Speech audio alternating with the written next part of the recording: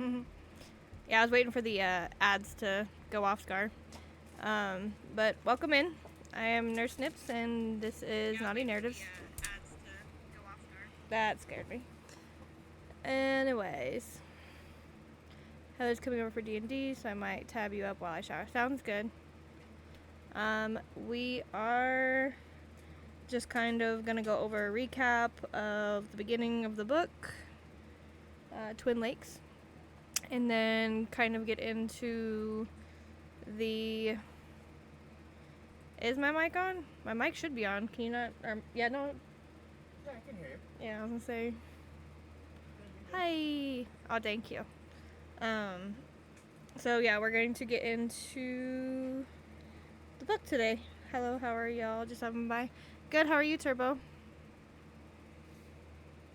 So I did a little bit different thing. Instead of streaming games, I'm gonna be streaming book reviews.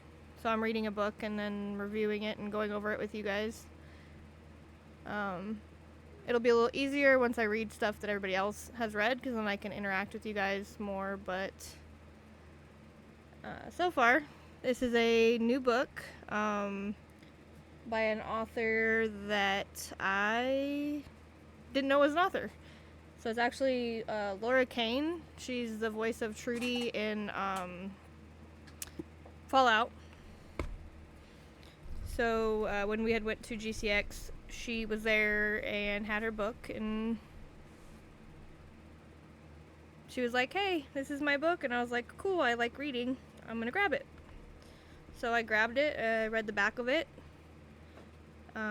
It's a paranormal thriller, murder mystery, and a hot romance based in Florida in 1970. So we shall see. I'm doing good, just stopping by while I wait on gas. Nice. Your mic is on now. That was an old comment. Oh no, you're good. So yeah, I guess let's get into it. So to preference the book, it starts off in 1970. Can I light my candle? Yeah. Do you have to ask Dad for? Can I use your lighter? Hi, Tuna.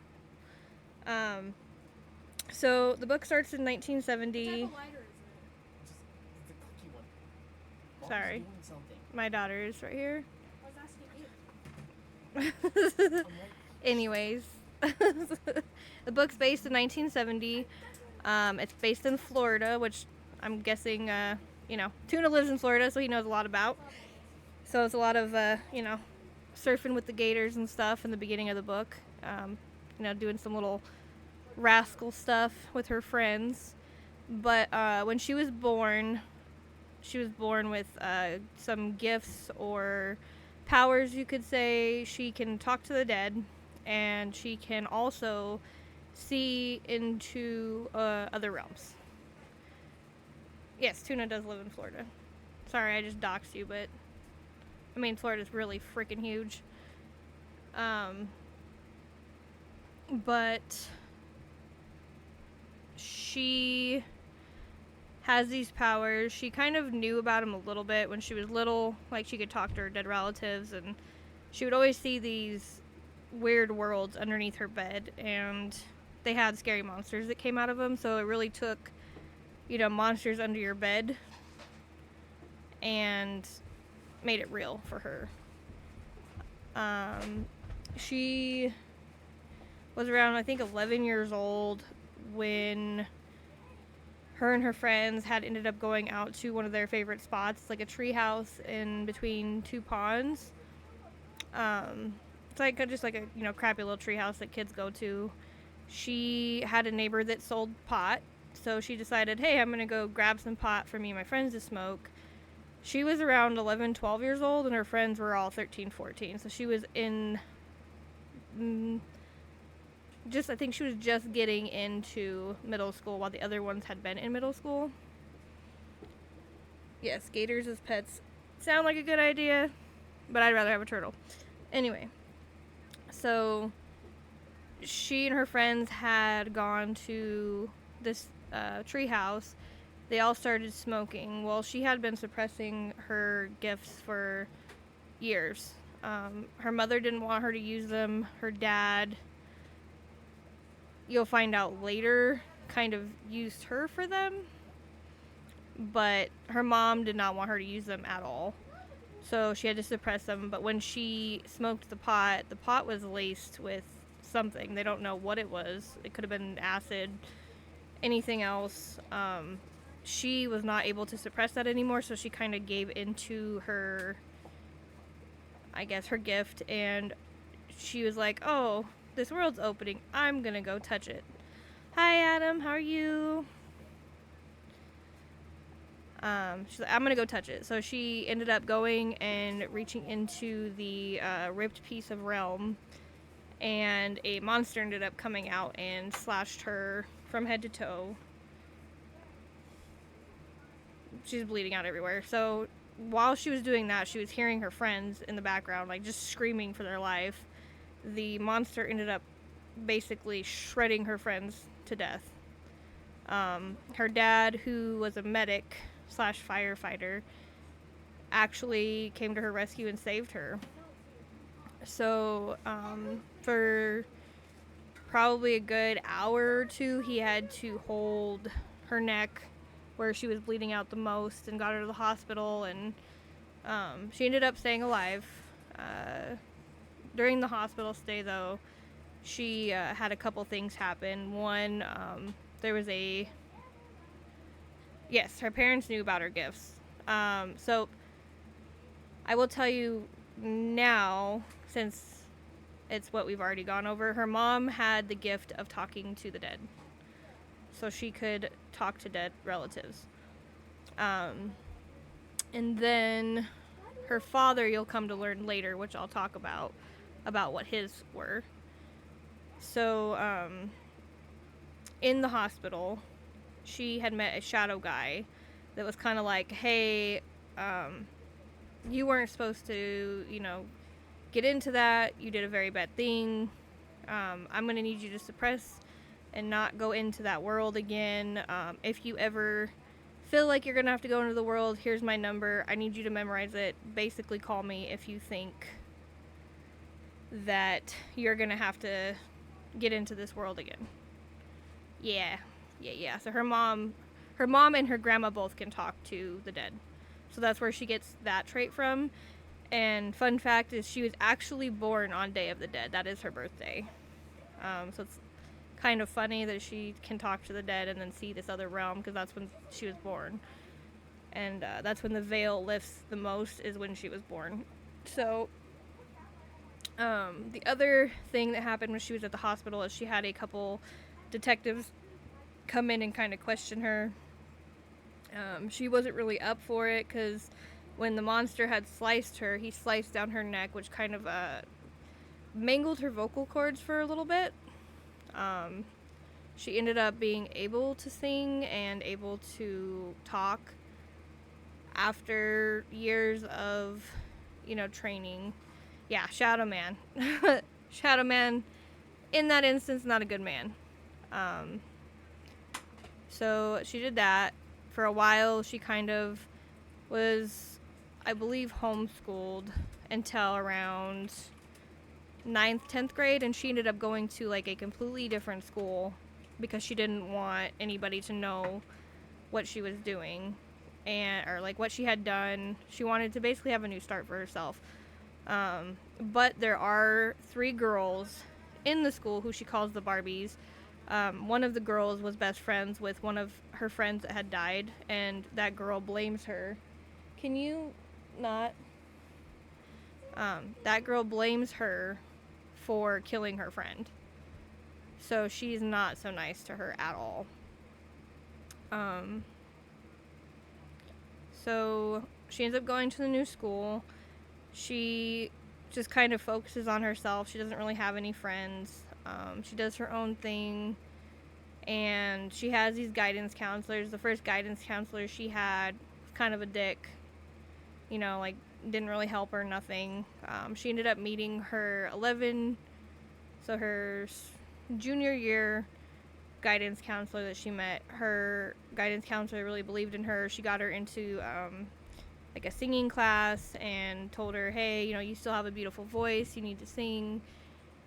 She didn't really want to do that, so like the next best thing is her guidance counselor had a DJ booth at the school that she was paying kids to basically run a radio station from the high school. So that ended up becoming Deanna's main source of income. She decided that, she was going to do the after dark part of it, so nobody would really see her. They would just hear her on the radio. She did that, and through that, she ended up meeting a boy named Ben, who called her every night, was talking about her, kind of got her a little bit out of her shell.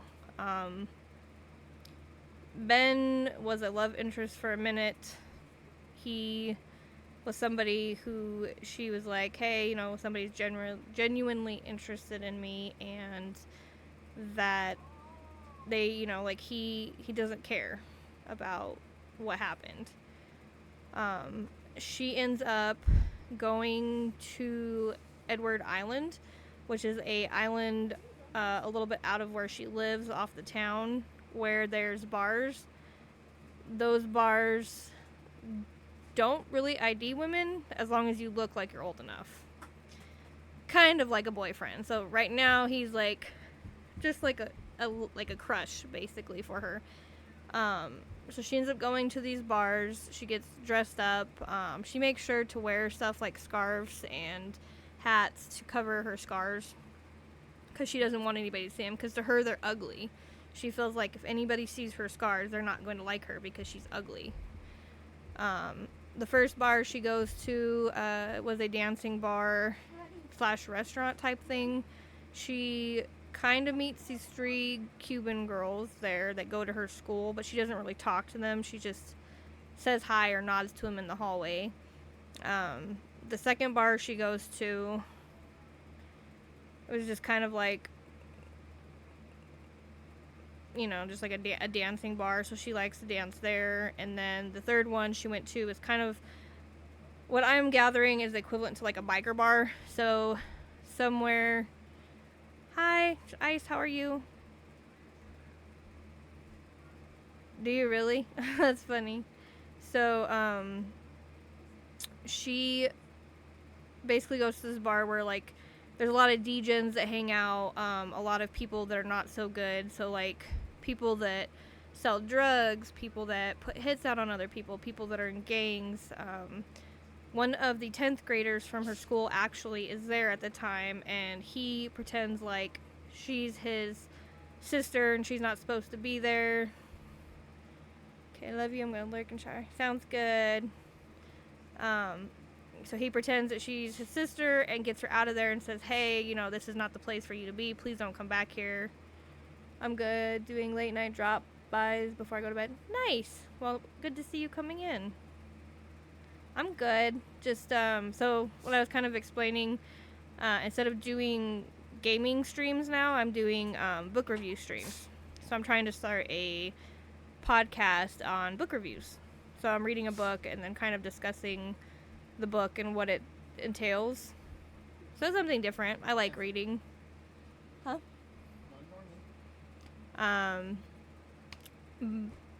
Yeah, just something different. I thought it would be cool to do something different than what everybody else is doing. So, plus I love reading, and I would love to give my opinions and get opinions from everybody. So, but yeah, so she ends up not going back to that bar and ends up going to her friend's house after that. His name is Alex. He owns Buzz, which is a antique, trying to think of like, it's kind of like an antique-y thrift store.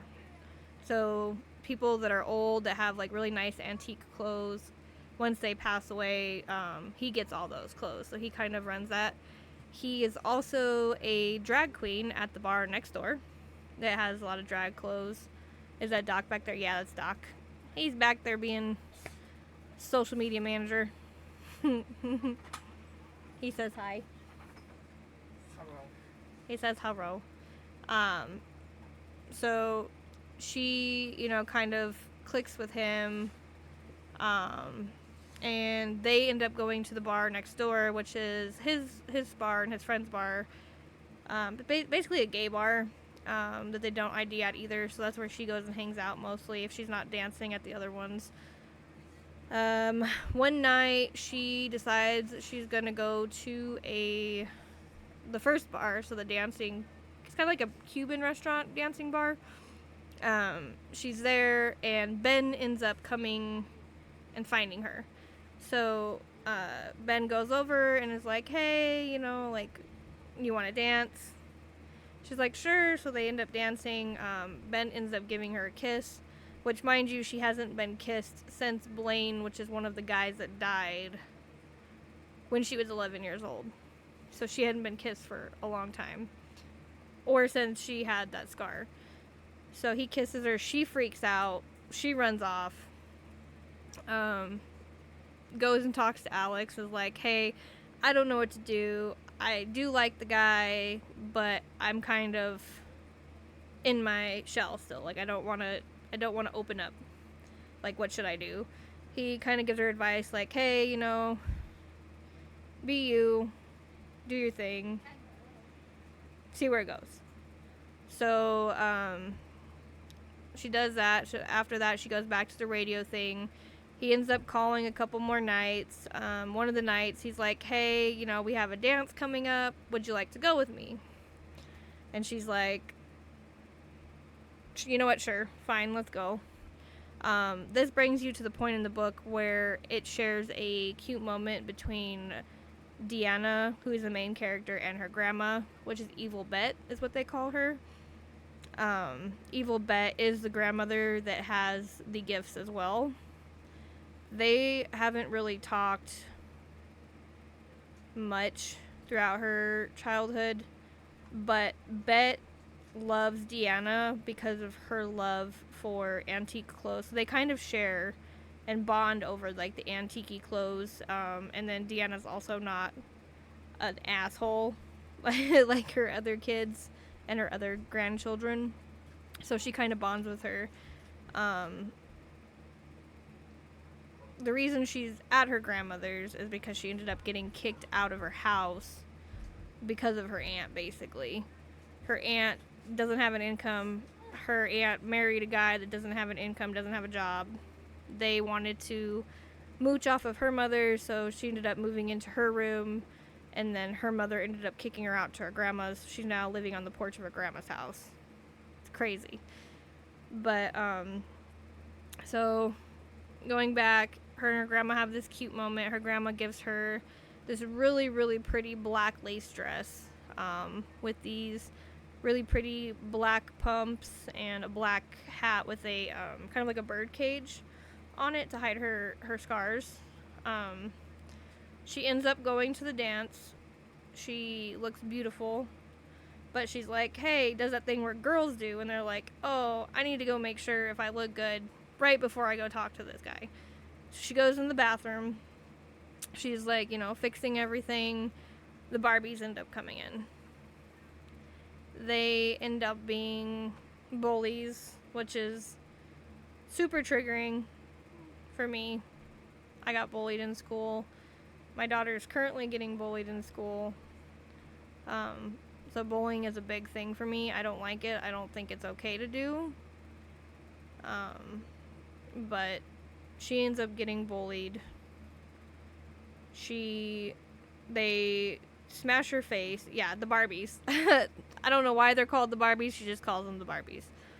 I'm guessing it's just because they're, like, high-end Miss Priss women. But they end up smashing her face into the mirror. So she has, all of her makeup is ruined. She's got tears running down her eyes. Her clothes are ripped. They end up taking her and shoving her out into the gym where everyone is dancing. So now she went from no one knew about any of her scars, they just kind of heard stories, to now they fully see her for who she is. So everything that they may have heard or whatever, they are now seeing. Ben was there. The Barbies, yeah, it's such a sad scene. The Barbies were telling her in the bathroom that Ben was only there with her at the dance because they told him that he had to do that in order to be with one of the Barbies, which was, her name was Dawn. He really fancies Dawn, so he ended up doing this, but he did not think that they were going to treat her the way they did. So she came out. He had ended up going up and yelling at him. Well, he confirmed to Deanna that, you know, one of the only reasons he asked her was to be with Dawn. So she got really hurt, and she basically was like, fuck you guys, fuck you. And she ended up leaving. So she left. She went home, was like, I'm not going back to classes. I can't face people again. Like, that was embarrassing. I'm not doing that. She did still stick to her job, though. So she did still do the overnight DJ. Ben tried to call in and talk to her. She didn't want to talk to him. He then ended up confronting her one night and was like, hey, I'm really sorry for doing that to you. You know, like, I know it was shitty to do. You're a dork. I hope you can forgive me. You know, I do like you as a person. And she was basically like, no, I don't care. Don't care. So she ends up going down a dark road, starts turning to alcohol. So kind of like her father, because after the whole incident happened, her father became a drunk. And that's kind of like how she was going, so she kind of turned to alcohol. In that part, she then starts talking to Alex a little more. It kind of gives a little backstory on her and Alex, like how they met. They met when she was around 9 years old, and he was her mother's best friend's son. So they kind of like bonded over old TV and movies. And, you know, of course he was gay, but he still said she was beautiful, and like he would always support her. He ended up having a drinking problem that she ended up having to pick him up off the floor, and he almost died one night. So she kind of saved his life, and they kind of bonded over that. They also have two other friends of theirs, Paulo and Luigi. Paulo and Luigi own a smoke shop that Alex gets his cigarettes from, and that's how they met. So they're kind of like her older brothers, her gay older brothers. They call each other brothers, but they're not brothers. They're with each other. So it's confusing. But that is kind of like where they stand. They talk, but they're kind of in a weird place right now. You're good. Have a good night, Shotgun. Thank you for coming by. So she ends up having, I'm glad you could stop by too. She ends up kind of having a drinking problem. She basically goes to the store and gets a shooter of vodka every day before she goes to work, and then she drinks it at work. Thank you, I will. You have a good night. So she goes through her birthday alone. She goes through Christmas by herself, because she ends up getting to Christmas, and Christmas is the only time her mother allows her to come over and see her little brother and sister. But this Christmas, her mom didn't even want her coming home, which is kind of fucked up. I honestly think it's not her mother. I think it's her aunt. Her aunt is kind of running the show for everybody in that house. Her aunt's kind of a bitch. But so she can't go there, so she, you know, drinks. On New Year's Eve, she's by herself. She drinks a little bit more. So she's like, oh, well, you know, one shooter. Why don't we do more shooters? Because why not? So she gets more drunk on more vodka. And that night, she ends up looking in her mirror and seeing a beautiful shadow man. Not the same shadow man that came to the hospital, different shadow man. So she sees him in the mirror. She goes to touch the mirror, because why not? Because, shiny things. Cute boy, let's go touch the fucking mirror and see what happens. So she goes and touches the mirror. The boy steps out of the mirror and she passes out. So she is now drunk, passed out, thinks that this is all a dream. She wakes up the next day, hungover, and she's like, that guy in the mirror was really hot.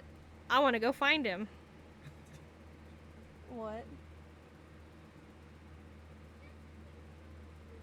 Do your own thing, lady. Don't worry about what's going on over here. So Mind your business. You mind your business. So she's like, I want to go find the guy in the mirror that I like. Of course. Because, woman. We're going to do weird shit. Anyway. She goes a couple days. She ends up finding him in her garage one night. He ends up talking to her. They kind of take a stroll down like a little, so at the end of her grandma's driveway, and she has like this big like lake thing, so they end up going down the street to get onto the gondola, which it's like a rickety bridge from the grass area to the gondola, which she should not be going on because it's rickety and old and could just dissipate at any time. She goes and takes a walk with him. They have conversations. They just talk about everything, and she doesn't really open up to him, but they kind of talk about how he got out and like how they can figure out how he can get back in. Their little romance kind of goes on. He ends up coming back every few nights. She ends up starting to develop feelings for him because he is somebody that, even though she doesn't know him, she feels like she knows him. So she feels in her being that she's known him for such a long time, but she doesn't understand it. She then, goes back to work or whatever. He ends up getting a job, and he's like, I'm gonna stay here till we figure this out. I gotta get a job. I gotta go work under the table. He does that. One night they end up sneaking out, going to a beach area where she liked to walk on the beach when she got her car.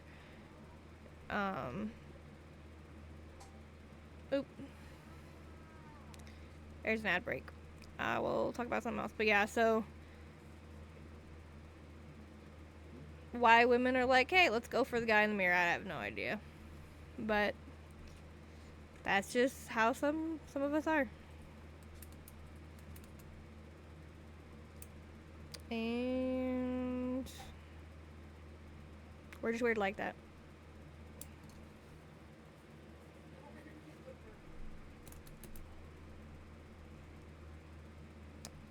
It's gonna be dead space real quick until this ad stops.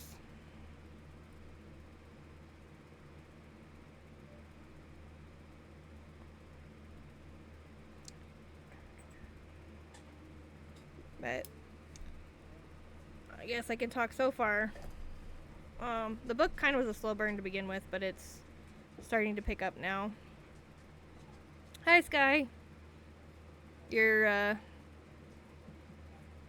knocking everything over. What are you laughing about over there? Mind your own business. I'm gonna get another curtain and hang it right here. I can still hear you. I have friends. I have other friends. I have friends that want to play Tarkov. Hurry up. butthead. Okay, we're back. So, he ends up getting a job. They end up hanging out a little bit more. Valentine's Day ends up coming. He ends up asking her, hey, you know, you want to go do some stuff? She's like, yeah, let's go do some stuff. So she gets off of work, comes home. He's in the driveway in a full-on suit. Behind his back, he has a dozen roses for her, and he presents them to her. She gets all giggly. Can we not?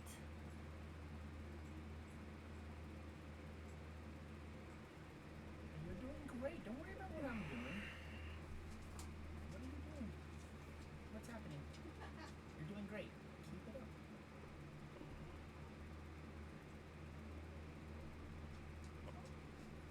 No, because now I'm just Turn the mic off, hit the be right back screen, take a breath.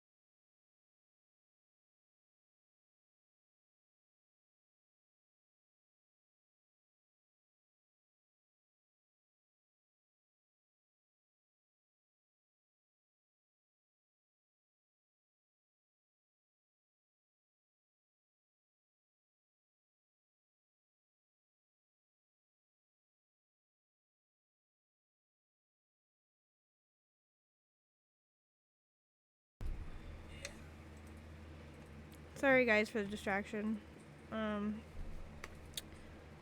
So, yeah, we're at the part where he's picking her up for Valentine's Day. She's never had a guy court her, so she's kind of still, like, in the mindset of, Ben fucked her over. She was still kind of hesitant and apprehensive about it, but, she ends up going up to him, giving him a big hug. During the talks and stuff that they had, during the days leading up to this, she kind of trusted him and slowly lets out information like, hey, I can see things, I can talk to the dead, this is what happened. He's the only person that fully knows what happened on the day of the accident, the day her friends died, but she did not. So he's like, hey, go get dressed up. I want you to be beautiful. You're beautiful now, but I want you to, feel beautiful and meet me out at the car. So she ends up going and getting dressed. She puts on this really pretty red lace dress with red shoes, these really cute earrings, and then a birdcage hat. She looks herself in the mirror. She's like, hey, this is cute. We're going to go with it. So she goes outside, meets him at the car. Well, he's like, I don't want the hat. Can you leave the hat here? I want to be able to see your scars because I think they're beautiful. In my world, they're seen as a beautiful thing to have, something that, people went through what they did in order to get the scars, basically. So she ends up giving in, throwing her hat away. Well, not away, but like in the back seat. They end up driving to a mansion where it's an abandoned mansion and they're not supposed to be there. Well, she thinks they're not supposed to be there, but he goes. They pull up to the mansion and she's like, we're not supposed to be here. How, like, what are we doing? And he's like, oh, well, one of my jobs is being a security guard. So I talked to the guy that was here tonight, and I told him, like, I'm going to take you on a date and this is what's going to happen. So he gave me the night to have here at this house with you. They end up walking in the house, a very beautiful big dining room. There's, instead of the covers and stuff, the dust covers being on the tables and on the furniture, he had removed the dust covers off of everything. Ended up putting candlelight abras on the tables, so it kind of lit up through candlelight, so it's kind of romantic. He told her, hey, let's dance. So they started dancing. They ended up getting to a moment where it was kind of like hot and heavy, so he ends up kissing her neck and then going, like, kissing down her neck, and then he ends up sucking on her earlobe. Well, she ends up getting aroused by that and figures, oh, I can't do this. So she kind of pulls away from him and he's like, do you want me to stop? And she's like, well, I barely know you. I don't know if I want to do this, and they talk and he ends up saying, like, hey, there's something that I think you should know. I've been hiding it from you for a while, but, it's only fair that you've been honest with me and telling me everything. I think it's fair for you to know that I didn't come in the mirror by chance. I've been looking for you this whole time. I've been searching for you. Basically, there's two different worlds. Their worlds are parallel to each other, so they are a mirror image of the others. She basically describes him in a weird way as her twin, but a guy. So it's kind of a little weird to begin with. So I'm like, why would you be into somebody that's exactly like you, that you say is your twin, but is some random guy? But he basically, you know, tells her, hey, I've been looking for you my whole life. I couldn't find you over there, so I decided to do some research.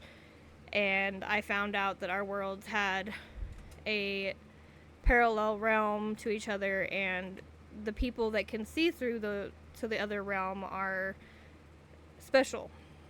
Which, you know, like her gift of seeing the other realm and her gift of talking to the dead. Well, what we didn't know in the beginning that we know now is that the reason she got the gift of seeing into another realm is her father had passed that down. Her father was somebody that can see through the other world, but he never really talked about it. Hi, guys.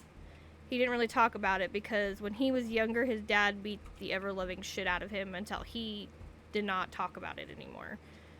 So her dad did not talk about it to anybody. Which kind of, I'm like, is her dad a drunk because he could have helped her with the whole accident that happened in the lake? Or is he a drunk because he feels guilty that he knows what his daughter is going through? But anyways, so they go back to him telling her, like, you know, like, this wasn't by chance. I was looking for you. You're my forever. I got a job. I got an apartment. I got a car. So that way, you know, like, if you wanted forever with me, I would be here for you. Basically, a cute little moment. They ended up, in the end, leaving off at them kind of getting into it. So, like, they were making out, clothes were coming off, but that is where I have ended. So when we pick back up next week, I'm wondering, it might go into a hot and heavy theme, so just a disclaimer, next week might be a little bit more hot and heavy, but we will see. So that is where I am. I know. It's crazy because I did not think that this book was going to have a hot and heavy scene. But we will see. So next week, come back for that. That was a PMC. But so far, yeah, like I said, the book started off a slow burn, which I'm kind of used to with the other books that I've read. Slow burn in the beginning, and then it is now getting into the hot and heavy stuff, and the reason why she has these gifts and everything. So, but I will continue reading and figuring out what's going on so I can tell you guys. But until then, I will see you next week. You guys have a wonderful day.